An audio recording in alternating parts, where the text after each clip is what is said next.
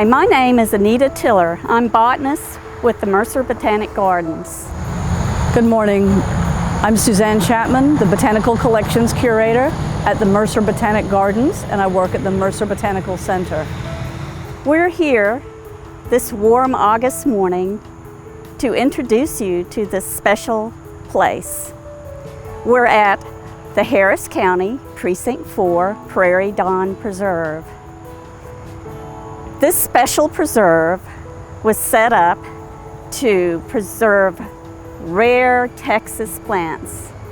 It's only 3.6 acres in size. We work at the Mercer Botanical Center, and our research there supports studies on the medicinal properties of plants and the biology of these rare plants. In addition, we have an important seed bank for these rare species. Today, briefly, we'll discuss the importance of the Prairie Dawn Preserve, take you on a tour of the preserve, and tell you why pocket prairies are important. Just like animals, plants can be endangered. The preserve is named for the Texas prairie dawn, which is a tiny cousin of the sunflower. The prairie dawn is very rare, and this is one of the few places that it can be found in the world. The salty slicks in this area are the perfect habitat for these plants. Rare Texas windmill grass, the Houston camphor daisy, and the coastal gayfeather are also found in this unique oasis. There are many animals that make this pocket prairie their home. Gulf Coast toads, armadillos, cottontail rabbits, hispid cotton rats, lots of butterflies. We see lots of birds and other invertebrates.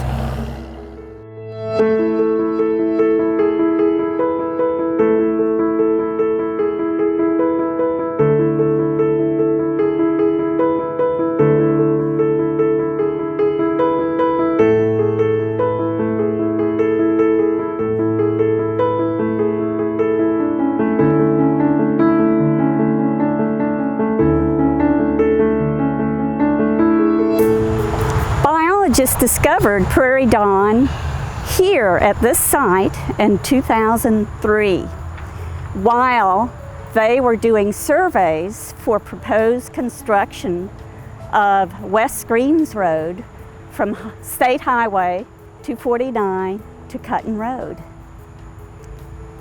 Also, during that time, they found Houston camphor daisy and Texas windmill grass. We know from aerial images from the 1950s and 60s that this site was used for pasture land. In 2005, Harris County Precinct 4 and Mercer Botanic Gardens committed to preserving this pocket prairie. Then later in 2012, Mercer Botanic Gardens staff and volunteers came out to the site, and we collected the seeds of prairie dawn, the seeds of Houston camphor daisy, and those of Texas windmill grass. And we also dug up some of the Texas windmill grass that were located in the proposed construction areas. Then, in 2013, the construction of the preserve began, along with the construction of the road.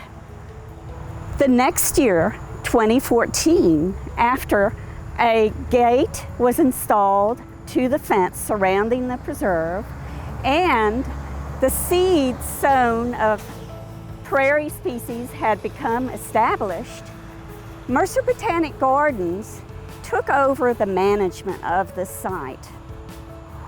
Then, in 2019, due to a series of intense rainfall events that happened during the years 2013 to 2019, we had to restore some eroded areas along the south fence line of the preserve.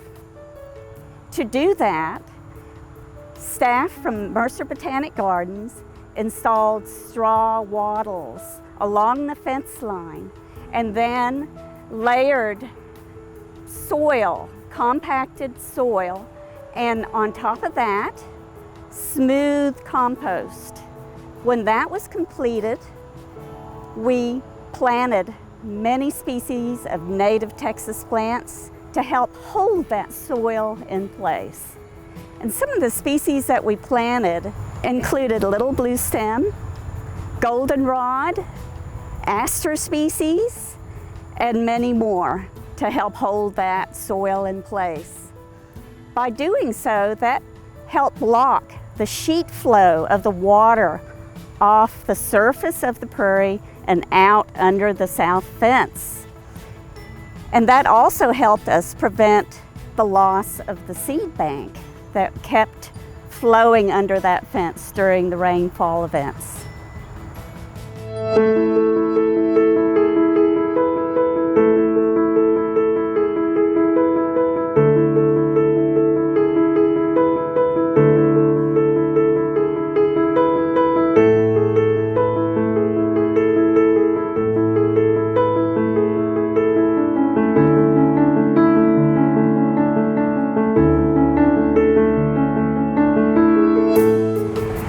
Here we are on the saline slicks.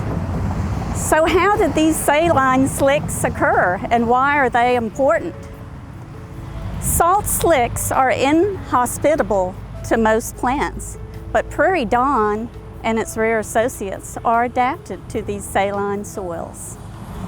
Eons ago, this part of Houston and Texas was covered by ancient seas. In the Houston area, layers of clay, sand, and silt developed, and those layers are responsible for the saline slicks. Underneath these slicks is a layer of impenetrable clay. Throughout the year, during rainfall and periods of evaporation of water off of these slicks, repeated rainfall, evaporation, what happens is that salt accumulates on these slicks. Prairie dawn is adapted to that condition. Prairie dawn was first discovered in Harris County in 1889 by a German immigrant. Our Houston pioneer botanist, Frederick Thoreau, discovered this plant and documented it for the first time in Hockley, Texas. Years passed, and botanists thought the plant was extinct. And then, in the 80s and the late 70s, Houston botanists looked at Thoreau's checklist and thought, maybe we should check these sites again and see if we can find prairie dawn. And sure enough, James Kessler from Texas A&M in 1981 found the plant, once again, found it just north of Cypress, Texas, in areas that he described as old buffalo wallows. So that makes us think, well, how did prairie dawn get moved around from salt slick to salt slick? We're thinking that when the bison, or another term is buffalo, came to these slicks when they were wet and they went down and wallowed in the slick, they got those seeds caught in their wool. And then, as they migrated from area to area, they transported those seeds in their wool. So perhaps that's a way that these seeds were spread about. Now, botanists have found that prairie dawn actually is located in about 5 counties in the Houston metro area and 1 county way up north in Gregg County. So what does prairie dawn look like? Here we are in August. The plant has set seed, and all we have left are these little seed heads.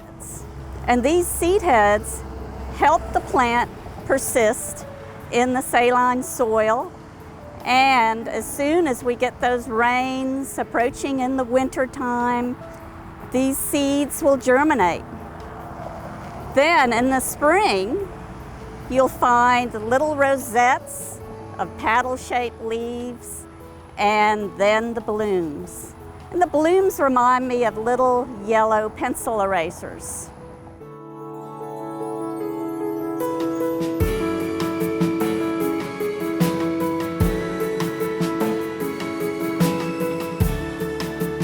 Do you see all these flags?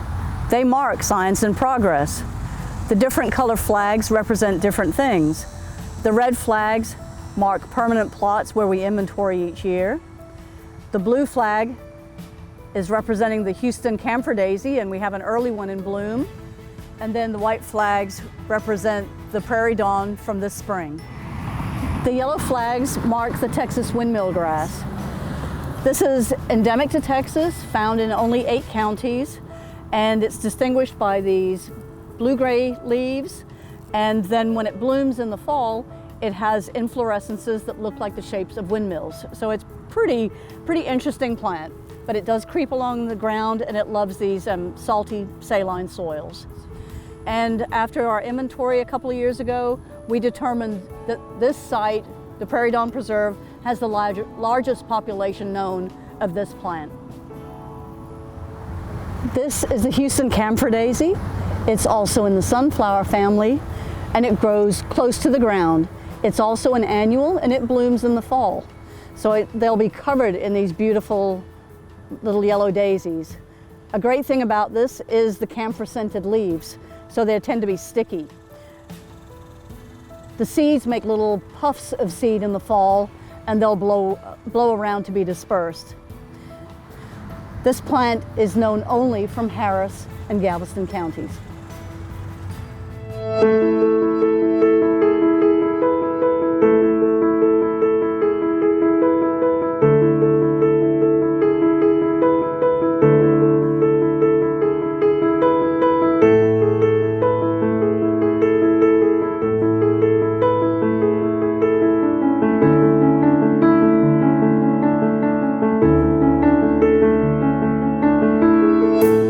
So, why are pocket prairies so important? Extinction is forever.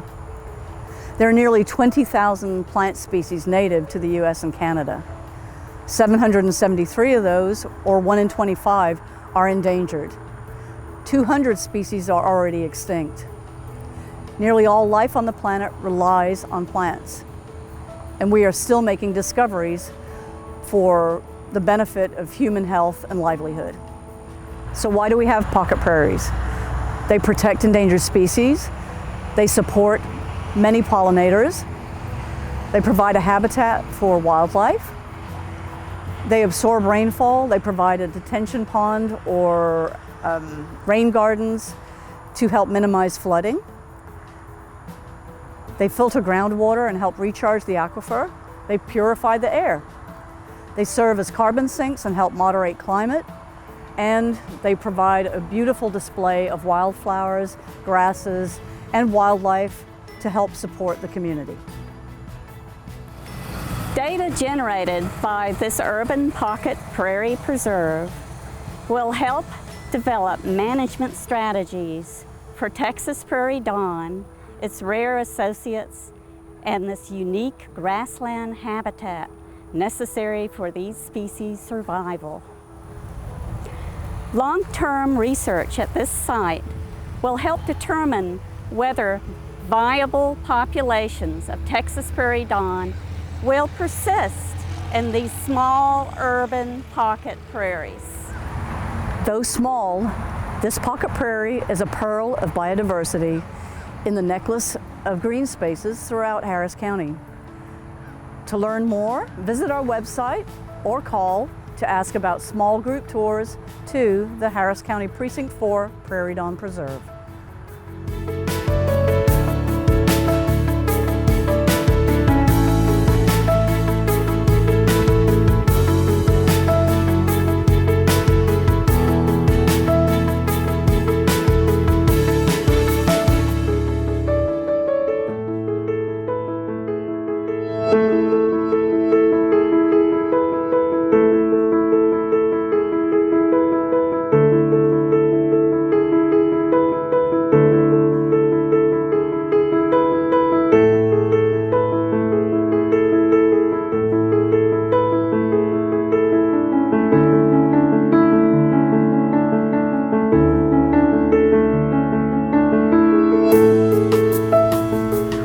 Welcome. The Mercer Botanical Center is located just north of Cypress Creek near Harris County Precinct 4's Mercer Botanic Gardens. It houses all the botanical record keeping and botanical sign making functions of the gardens, seed banking and conservation for rare native plants, and support efforts for the management of Mercer's endangered species and native plant display garden, as well as the Harris County Precinct 4 Prairie Dawn Preserve. The MBC was originally a Precinct 4 Parks Administration office until it was assigned to Mercer in 2013. Now, with 4 staff members, the facility includes the Botanical Library, a seed bank, herbarium with 42 cabinets on the second floor in 7 rooms, as well as botanical art illustrations.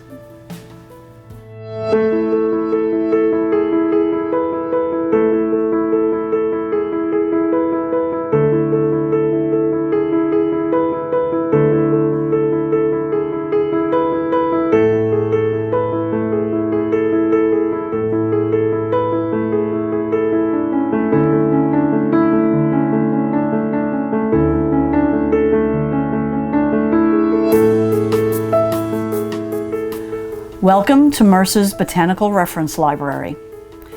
The collection has more than 4,800 books and journals that cover botanical, floras, horticultural, landscape, and gardening topics. This is a research library where researchers, volunteers, and visitors may schedule to use books on site. You can connect online to review the selection at the Library World website. Botanical books are purchased and donated from various sources. The Spring Branch Science Center Library on a long-term loan, Dr. Larry Brown, volunteer donations, the Cactus and Succulent Society, and others.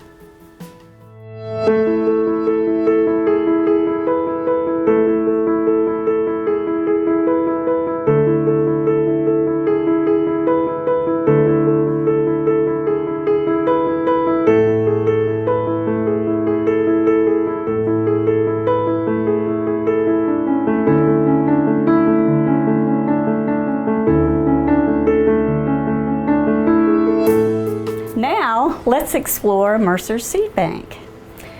Mercer maintains a collection of endangered plants in a seed bank for the Center for Plant Conservation's National Collection of Endangered Plants, in coordination with the USDA National Seed Bank in Fort Collins, Colorado, and with our partners, including the Lady Bird Johnson Wildflower Center, UT, and Austin.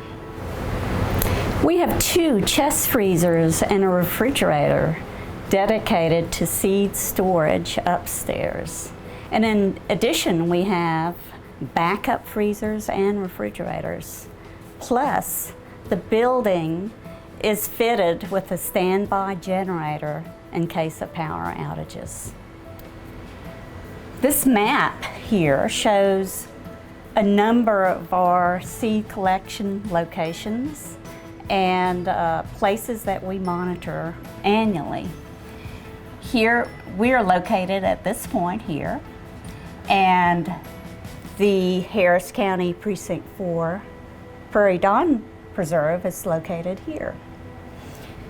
These are sites that represent seed collections for the Prairie Dawn, the Hymenopsis texana, the Houston camphor daisy, Ray Jacksonia aurea, the Texas windmill grass, Chloris texensis, and a few other species. Here in this facility, in our labs, we conduct germination trials on the seeds that we bank, and we also prepare those seeds that we collected in the field for our bank. The seeds germinated in our labs are used for restoration and experimental planting projects in East Texas and in Louisiana. Some of the seeds also are used for display in the endangered species and native plant garden. Our seed bank supports work conducted throughout the United States on endangered plants. And we also supply restoration materials for projects in Texas and in Louisiana. And we have some of our posters of some of our work in Texas and Louisiana posted on our wall here.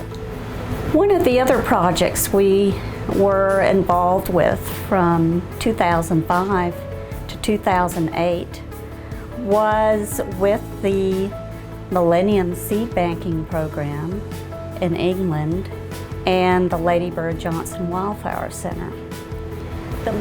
The Millennium Seed Banking Program is tasked with banking 25% of the dry land flora of the world flora. Mercer, from 2005 and 2008, hosted 8 training classes for this program where we taught volunteers and staff how to go about collecting seeds of common native plants for the Millennium Seed Bank project. This project in East Texas, we collected close to 100 species of common native plants in East Texas, and these are banked both here in Texas and at the Millennium Seed Bank in England. Mercer staff and volunteers learned how to properly collect seeds from the wild using the methods from the Millennium Seed Bank and also the Center for Plant Conservation. Another program that Mercer works with that's related to seed banking is with our volunteer plant sale, March Mart. Every year, volunteers collect desirable landscape plants from throughout the Mercer Gardens and offer those at the plant sale. We typically provide about 6,000 packets of seeds to our patrons for the plant sale. Along with our seed banking, Mercer Botanic Gardens is also part of the Botanic Gardens Conservation International. For that, each year we upload Mercer's inventory of living plants, including our seed bank, to be shared internationally with gardens across the world. Through that method, researchers can contact us and obtain specimens of seeds or plants to be used for research or for display in their gardens.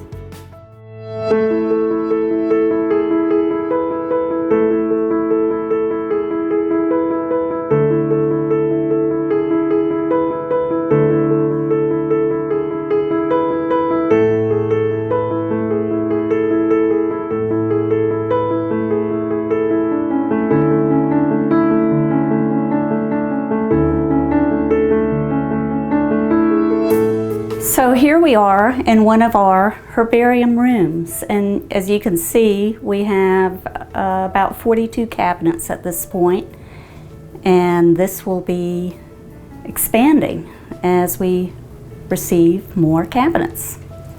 So what is a herbarium? A herbarium is a collection of preserved plant specimens. These specimens may be whole plants or plant parts. They're usually dried and mounted on a sheet of archival paper and stored in special cabinets in climate-controlled rooms and managed for pest insects. Mercer's original herbarium, called Mercer, was founded in 1986, and as of 2017 held about 5,000 specimens. And as of January 2017, Mercer adopted the Robert Vines Environmental Science Center collection from the Spring Branch ISD. This collection was received as a long-term loan. It contains close to 50,000 specimens. So our Mercer collections, they will continue to grow as Mercer staff and partners collect and deposit new specimens at Mercer. The Mercer Herbarium is named in honor of Dr. Larry Brown, who was curator at the Spring Branch Science Center Herbarium for many years. He made the majority of the Houston region specimen collections while he was curator there, and was instrumental in coordinating with Spring Branch ISD and Harris County Precinct 4 for Mercer to become the repository of this historical collection. Dr. Brown was also instrumental in developing Mercer's early collections with the addition of the specimens he collected at Mercer for his 1999 report, a checklist of vascular plants of Mercer Arboretum and Botanic Gardens. Throughout his tenure at the Spring Branch Science Center, Dr. Brown provided Mercer with duplicate specimens from his collections. So a herbarium also refers to a building where the specimens are stored, and the specimens are used for reference material for identifying and describing plant taxa. Botanists traditionally use Linnaeus's binomial nomenclature. In other words, assign a genus and species name to each plant for identifying plants based on similar reproductive and other morphological traits. The taxonomic relationship of plants is now constantly updated as studies can be made to further align similarities or differences at a genetic level. Shown here are some of Dr. Brown's collection books that document his collections throughout his training as a botanist. And the first collection book we have here dates to 1964. And as you can see, the collection books continue, and we have on display in this room some significant collections from Dr. Brown, as well as some of the specimens that document the rediscovery of prairie dawn, Texas prairie dawn, Hymenopsis texana, in the Houston metro area. Shown here are herbarium specimens of Texas prairie dawn, and you'll see that the plants have been flattened and then glued on these sheets, and the labels have been prepared for each of the sheets. What's interesting about these specimens here is that this one of Texas Prairie Dawn, or Hymenopsis texana, was collected in 1981 and represents the rediscovery by James Kessler of this species in Harris County. And as you remember, in 1889 is when the first discovery of the plant was made in Harris County by Frederick Thoreau.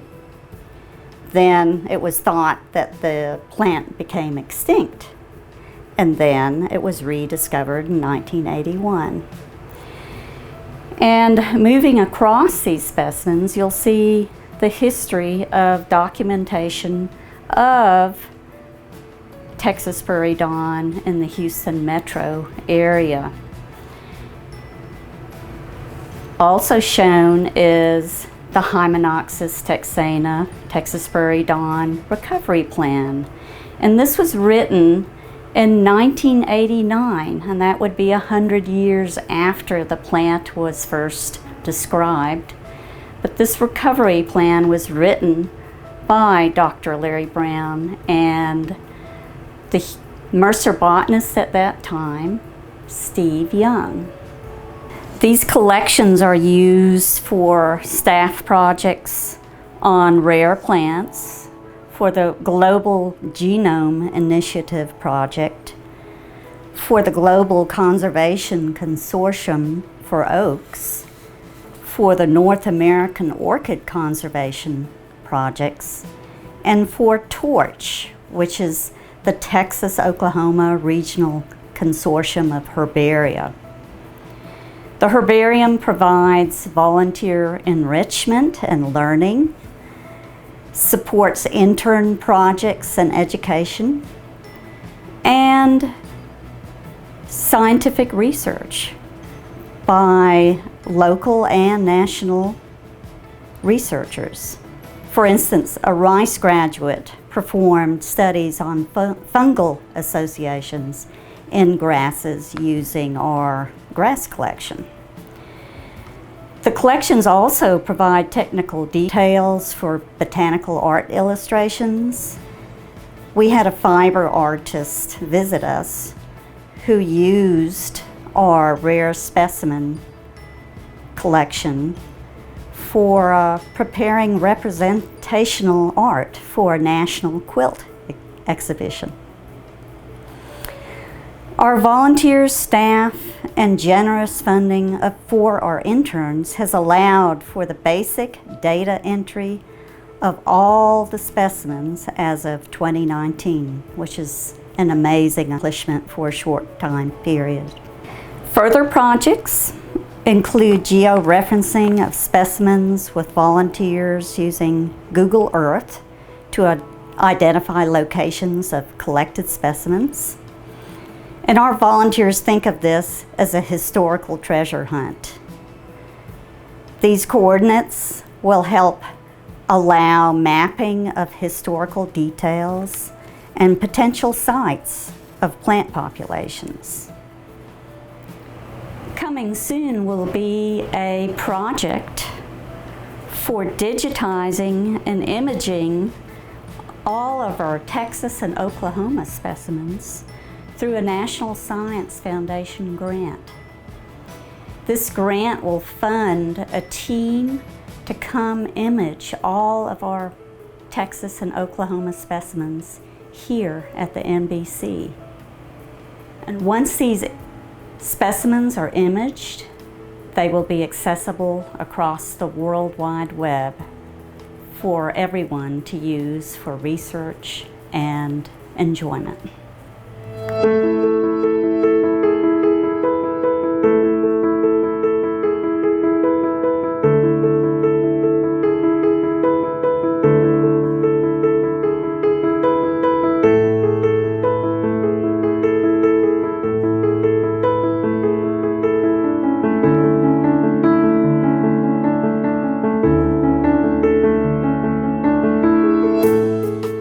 The collections from the Robert A. Vines Environmental Science Center included over 2,400 pen and ink botanical illustrations. They were for a book that was not published. It was tentatively titled Flora of the Gulf Coast States, Native and Introduced, and it would have included many landscape plants. The artwork was produced by about 15 artists, including Sarah Arundel, who he recognized in his books for the illustrations that she made. The drawings were made during the 1970s, and they were drawn using specimens that were borrowed from other institutions like the Fairchild Tropical Botanical Garden in South Florida and Harvard University Herbarium. The plant names, reference data, date, artist name, and catalog number are written on the back of each piece. The art pieces have been organized, filed alphabetically by botanical name, and sandwiched between acid-free tissue. They're stored in archival boxes and in a specialty cabinet. A reference spreadsheet was created to verify plant names before permanent recording takes place in BGBase. The art specimens will also be scanned front and back as part of the permanent record. One of the artists is now famous, and during high school she created some of these botanical art pieces. Her name is Felicia Bond, and she's the illustrator of the internationally recognized If You Give a Mouse a Cookie children's book series and video series. As funds allow, the art pieces are museum quality matted and framed so that we can put them on future display.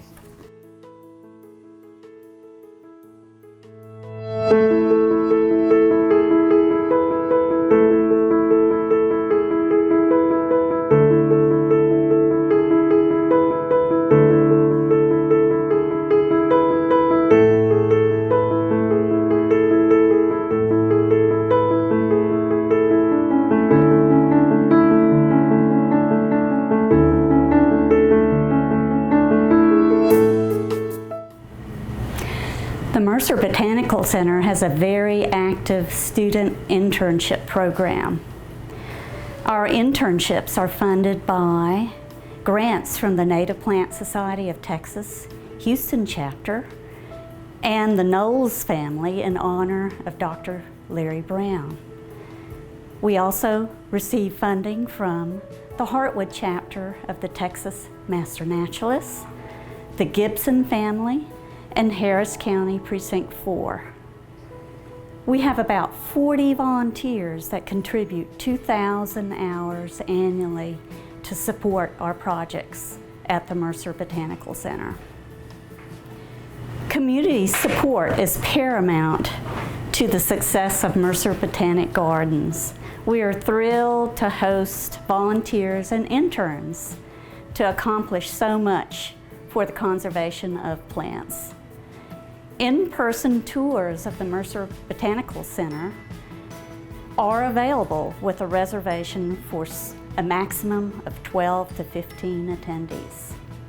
For more information, please visit the Mercer Botanic Gardens website.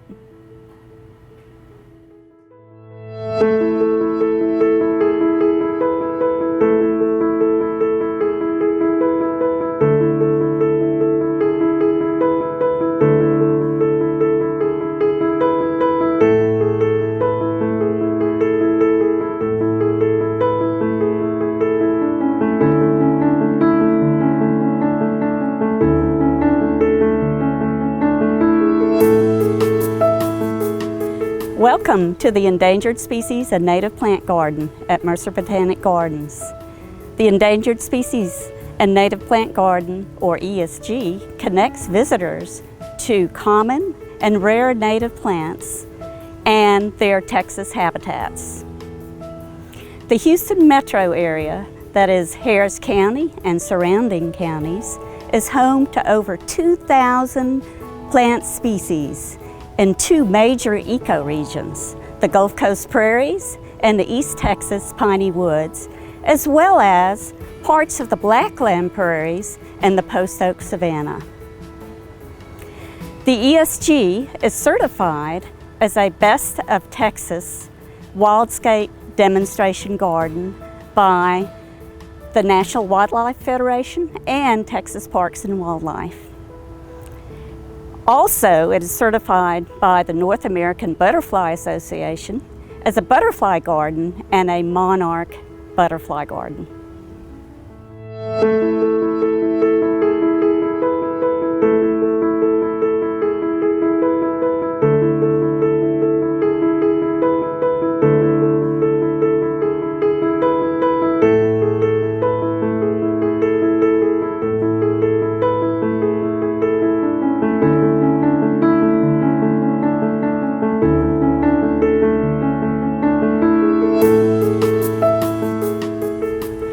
The ESG features rare Texas native plants on green signs and common Texas native species on brown signs. Our signage also includes the accession number or plant catalog number on oval metal tags. And this allows Mercer to keep track of this living museum collection of plants. The garden also features interpretive panels to enlighten visitors about specific rare native plant species, wildlife seen in the area, and supporters of the ESG conservation projects.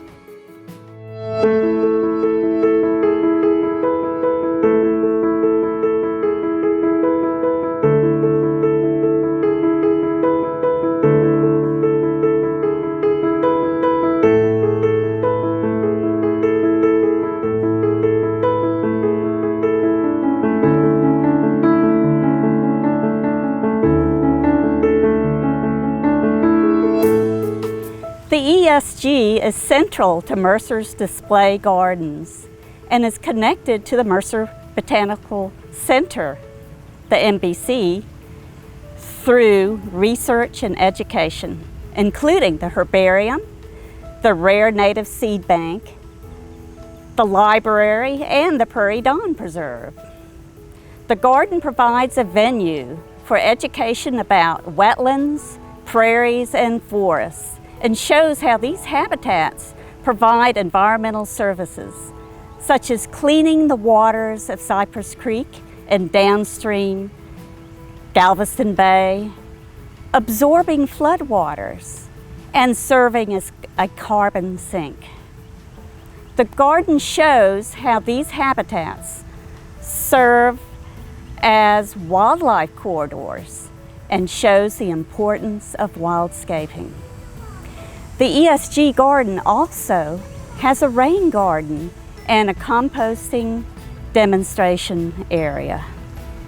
This garden benefits visitors as serving as an outdoor classroom for professionals, citizen scientists, adults, and children's programs. It provides learning resources for the Texas Master Naturalists and Master Gardener programs. It provides a training site for the Texas Stream Team, Amphibian Watch, and the Millennium Seed Bank program of Kew Gardens in England, the National Audubon Society bird counts, and the North American Butterfly Association butterfly counts. The ESG also serves as a tour destination for the Native Plant Society of Texas and the National Parks and Recreation Association, the Lone Star College adult programs, and many others.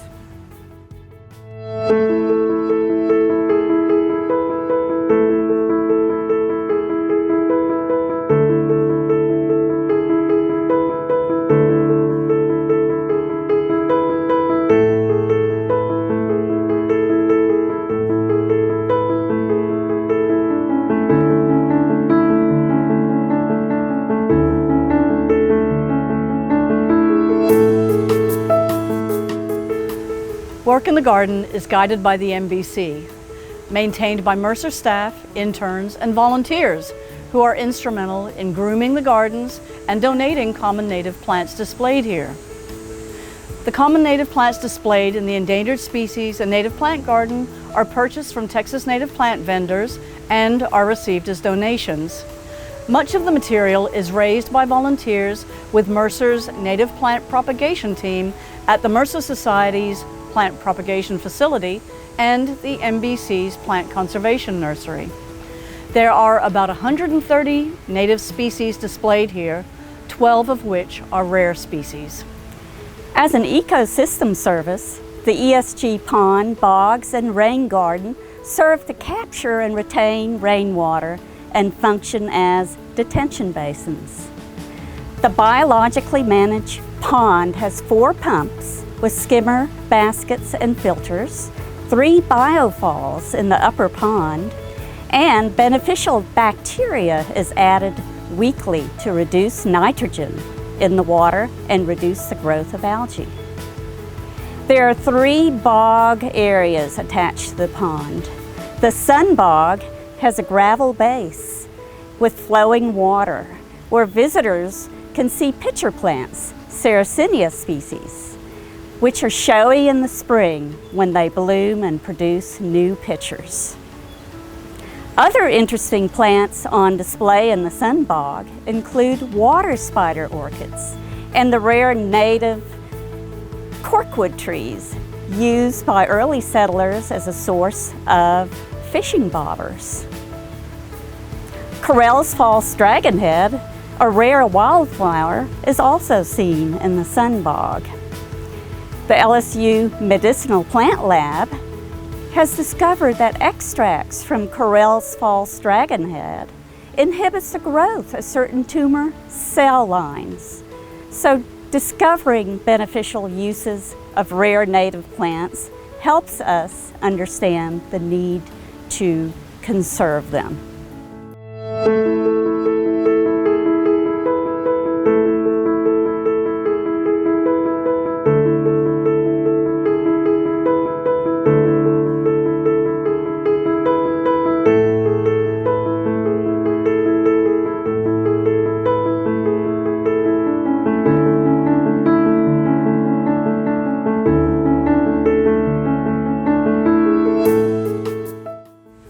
The ESG is a wonderful habitat for wildlife.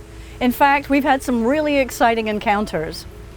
We leave most of the seed heads on the plants for the birds, and migrating goldfinches have been seen feeding on the coneflower seeds. During Mercer's new birding tours earlier this year, staff observed an American woodcock. We've also seen a kingfisher dive bomb the replica blue heron in the pond when it was replaced after Hurricane Ike. Cute native hispid cotton rats and cottontails graze in the ESG. I think the most exciting thing we've seen, a bobcat ran through the ESG during one of the Mercer's children tours. It surprised everyone.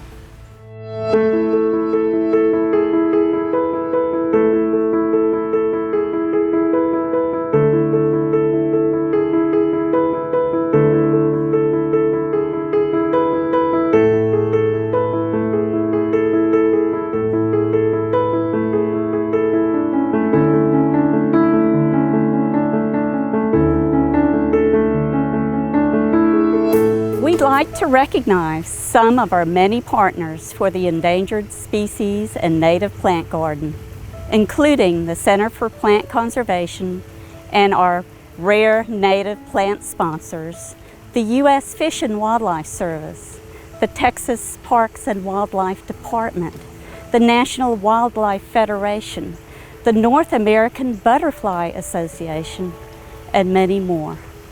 We thank you for your interest and support of Mercer Botanic Gardens.